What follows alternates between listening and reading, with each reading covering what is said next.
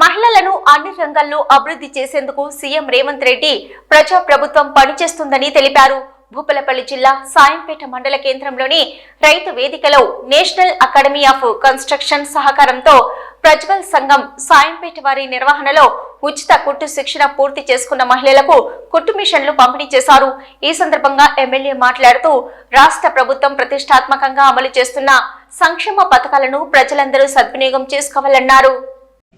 ఇప్పుడు కలెక్టర్ ఆఫీస్లో హాస్పిటల్స్లలో ఇంకా ఏదైతే మహిళా క్యాంటీన్లను కూడా మహిళలకు ఇవ్వడం, మీ సేవా సెంటర్లను కూడా మహిళలకు ఇవ్వడం, ఈరోజు ఇందిరమ్మ ఇల్లు కూడా మహిళల పేరు మీదనే ఇవ్వడం, ఈరోజు మహిళలకు కూడా సోలార్ పవర్ ప్లాంట్ డాక్టర్ సంఘాలకు ఇచ్చేటువంటి అగ్రిమెంట్ ఒప్పందాలు కూడా ఈ రాష్ట్ర ప్రభుత్వం చేసుకోవడం జరిగింది.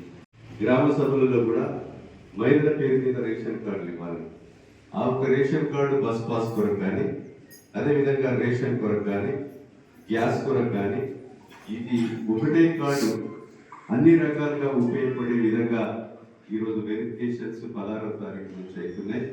20వ తారీఖు వరకు చేసి 20 నుంచి 24 వరకు మీకు ఈ రాష్ట్రంలో ఎవరికి అవసరం ఉన్నా రేషన్ కార్డులు గ్రామ సభలో పేర్లు చదివి రేషన్ కార్డు లేని వారందరికీ కూడా మరి ఈరోజు 26 జనవరి నాడు లాంచింగ్ చేసి కొత్త రేషన్ కార్డు కూడా ఇవ్వబోతున్నామని మీకు ఈ సందర్భంగా నేను తెలియజేస్తున్నాను.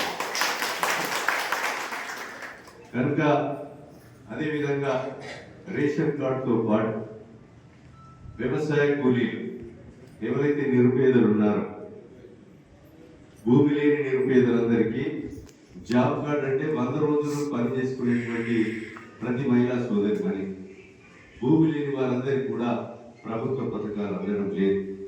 ఎందుకంటే రైతు భరోసా భూమి ఉన్నవాడు తీసుకుంటున్నాడు.